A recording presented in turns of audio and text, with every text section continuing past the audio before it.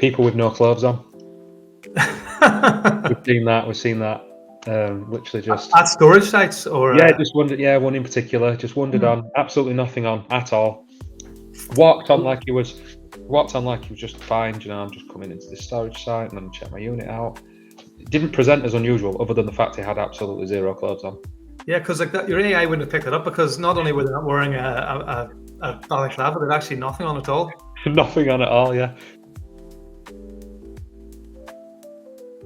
Hello and welcome to our latest edition of the Self Storage Explained podcast. Today, I am delighted to be joined by Ant Hebblethwaite. Ant, welcome to the podcast. Where are you at the moment? So I am in DSOC. I'm not in the control room, but yes. Firstly, well done with the surname. I think that's the most well pronounced I've had on a podcast so far. So we're in Doncaster. So DSOC is based in Doncaster, South Yorkshire, in England. Just for anybody who doesn't know, what is DSOC and what do you do? Cool. I'll start. So, well, thanks for having me on, obviously, and I know we've known each other for quite a while now in this weird world of self-storage. It's always nice to be able to share our experiences and kind of expertise. So I'll start with DSOC. So DSOC, full name, DSOC is Doncaster Security Operations Centre, which I always like to start with because I think that gives you a feel for what DSOC is. DSOC is this that's behind me. Really, it's a control room based in Doncaster. We've got all the highest accreditations a control room can have, and we have all the best trained individuals working in that control room. Myself, so my whole career experience is actually as a security systems engineer. So in the first 12, 13 years of my career, I installed alarm systems, camera systems, and then most recently at DSOC, my job's been growing this business, promoting the brand of DSOC and the expert services that we provide. And the reason that we're on this is that we've specialised in the niche of self-storage, providing remote monitoring to self-storage facilities. And so that's the role that you're doing at the moment, that takes you to all the shows and all the conferences where we tend to pass each other all the time. And even just at Fidessa a couple of weeks ago, you won the Innovation Award, beating some really stiff competition, including Stora, to the award. Can you tell us about the product that won the Innovation Award? Because it's always interesting to hear what's kind of the new stuff that people are working on. Yeah, thanks for that. I probably should have mentioned that, shouldn't I? You've done me a favour. I'll be honest, genuinely, and this is not one of them things that people say where they're like, we were so surprised. We won the UK Innovation Award earlier in the year as well, but when we saw the competition for the European Award, we genuinely were, when we won it, shocked. I mean, we know how good the product is. The service and products that we put forward for that award is our suspicious activity AI. We'll probably get into what that is as you ask some more questions around it, but it's that blend of a technical service that we run on our alarm management platform and the way that we work with the systems that we link to and receive events from, but also it's that human piece of our human operators operating, receiving these alarms, handling the alarms, and then deciding and going through an investigation to see what is suspicious and what is not. Mm-hmm. And we've had quite a big impact in the UK, and we're now starting to in Europe as we go into Europe. Very nice. So, it'd be interesting to hear a bit more about that. But just moving on to kind of like your team, and I'm interested in like what actually happens there. I know that I hope the background is a picture, because that person's sitting very still. our background picture, there's absolutely nobody in the office. But so what is a typical day for somebody in your team?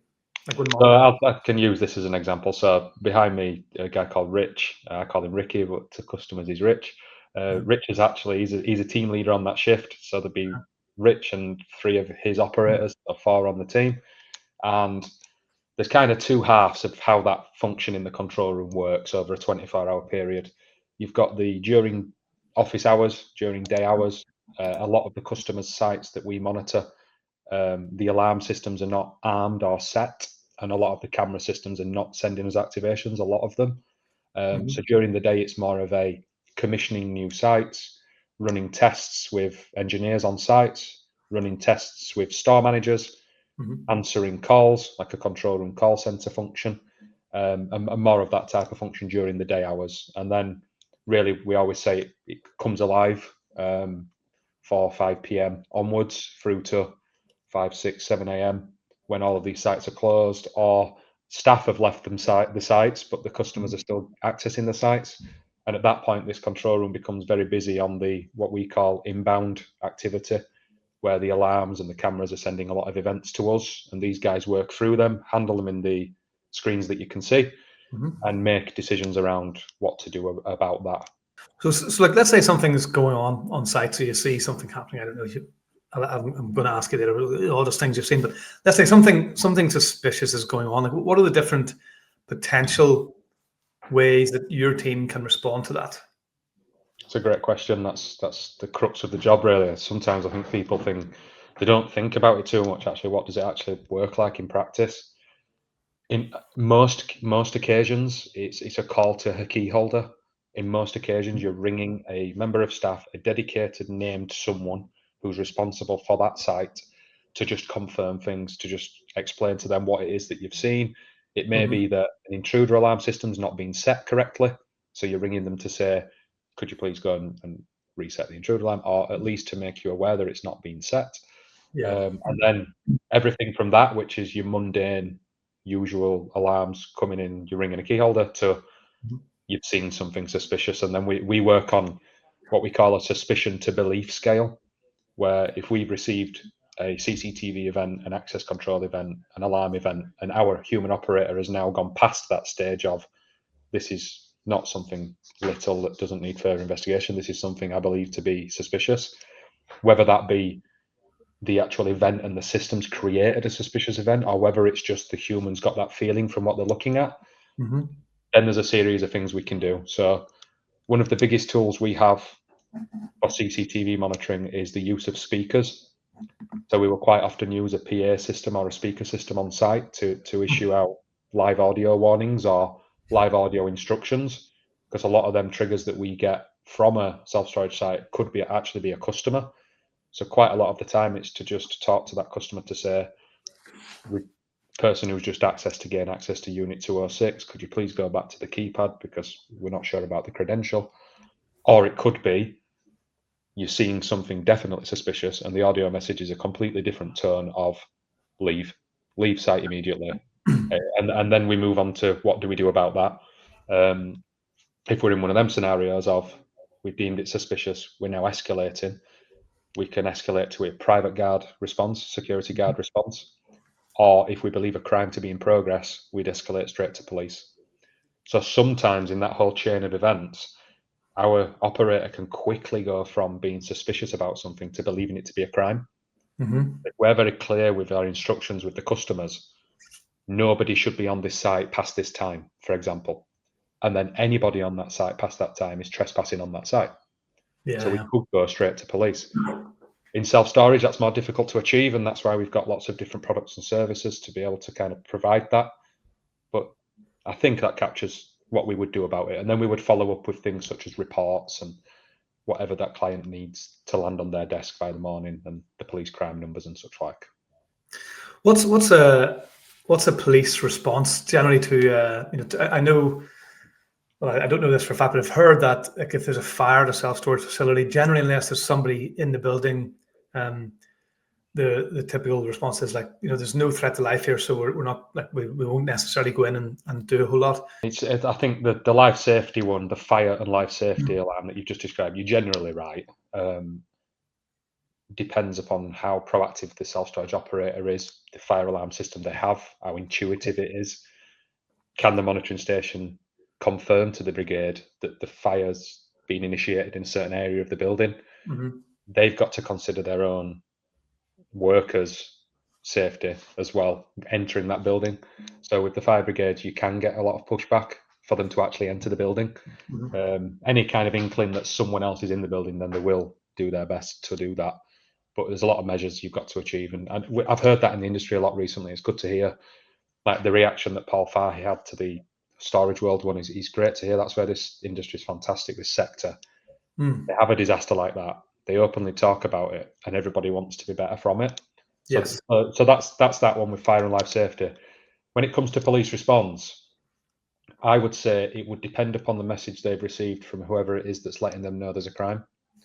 If that's a good message of clear crime in action with some good instruction behind it, and then they would obviously accept that it's a crime in progress and it falls within their normal instructions, then they would attend as quick as they can get to that site with Okay. the intention to arrest whoever is on that site.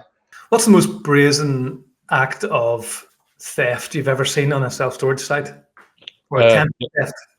Yeah, it's just the most obvious one we could imagine. No face covering, no way of disguising who they are. Walking during the day, bust a door open, steal what's inside it, and walk out. We've seen that now on some sites. We actually don't get an event from that in a lot of cases if that's during the day, because that's a store that's got a person inside it. We're not receiving events from all of the customers who enter in and out. So really brazen acts like that, they can at times get away with it. What you're relying on there is the fact you've got good solid evidence on them, because they've been brazen enough to the face is visible. You know who they are. Often they've already got a unit out for rent. You can chase it through and the police get them afterward.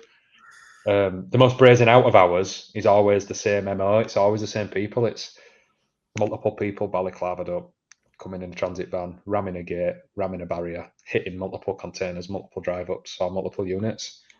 It happens, unfortunately. It's not. Well, I'm sure we'll get onto this as we talk, but it's not as common as I think I've heard people saying it is, but it still happens. And in that sort of situation, I mean, are they looking? Have they planned this? Have they got some containers they want to hit because they know there's something valuable in them, or is it generally just a random kind of thing? Like, let's open a bunch and see if we find anything. Usually, when it's as quick as that, and they're only busting 2 or 3, and I know we're saying containers, but it could be the same for internal doors. Yeah. It's as fast as that, fully covered up, and they're only hitting 1, 2, 3, less than 5 units. That's usually targeted. That's usually some kind of information, intelligence they've got, whether that's because they've stored themselves on site under fake whatever, and they've had a scope of the site and a scout of the site, or whether that's through small commercial business kind of swapping information amongst each other, or maybe someone posting on social media that they've got something valuable in a unit. But what are the main things you advise people, recommend people do to minimize the chance of theft at their site? Cool. I mean, great question. Get remote monitoring. No, Yeah. you've got to break it down a little bit more, and I'll try not to talk for 45 minutes on the subject, but it depends upon the style, the type of storage. In a lot of cases. So, is it external storage, as in containers or drive-up units? Is it internal facility storage, or is it mix? And if we start with the container externals, it would always be the perimeter that I'd be talking about first. Yeah. It would always be if you have fencing now, always consider better fencing until you look at your fencing and go, that's as good as I'm ever going to afford and justify having. Keep doing that to yourself to go, and that's fine if you draw the line at V-mesh or Palisade or wherever you want, but make sure you're drawing that line to be honest with yourself to go, is that the best? Is it tall enough? Is it easy enough to get through? And then the next perimeter would be the actual containers themselves or the drive-up units themselves, and we'd always advise a kind of a CCTV perimeter, and that CCTV perimeter can then detect anybody coming over that fence onto the container, behind the containers, and send them events to somebody like us. But you're protecting your outer layer first, which I always say is the disadvantage of outdoor storage versus indoor, is that indoor storage has got walls. So it's giving you that more physical perimeter. You've got your fencing and then you've got a building wall, which you can get an intruder alarm attached to and stop people coming in the fire doors. Yeah. Whereas with the container storage, if you don't have the cameras around the perimeter, you're bringing it in a layer. They can come over the fence, then come to the doors before you pick them up. And at this point, they're at the door. Minimum starting advice would usually be, if it's outdoor storage, start with a CCTV perimeter and good fencing. Access control in and out, so that we can see logs of how long has someone been on site. Have to use the system how you're asking them to, just to try to spot anything suspicious on the access control. Internal storage, again, most of the building regulations point you at most of the things you should do, which would be alarm the fire doors, alarm your staff and reception areas when they leave or if they're not there at all. And then if you've got unit alarms, perfect, because the unit alarms can be connected to the signaling for the alarm, which we can receive. So therefore, we've got fire doors, staff reception areas, shutters, and the unit alarms, and then CCTV, so that we can view at least key areas, a minimum of key areas. So cameras on entrance exit, cameras on perimeter, and as many cameras as you can justify in your lobby areas and your corridors. Cool. What about, like, there's the topic of AI, which is always kind of an interesting topic to touch on, because it means so much and can mean so many different things. But obviously, like, there's obviously a bit of AI involved in your services and what you do. How is that changing your product and tech in general in the industry that you see from a security point of view? We can apply something called AI filtering. So all of the events that we receive, all of these different video events, they could be somebody coming in from a perimeter. It could be someone going into a certain designated area that they're not allowed to be in.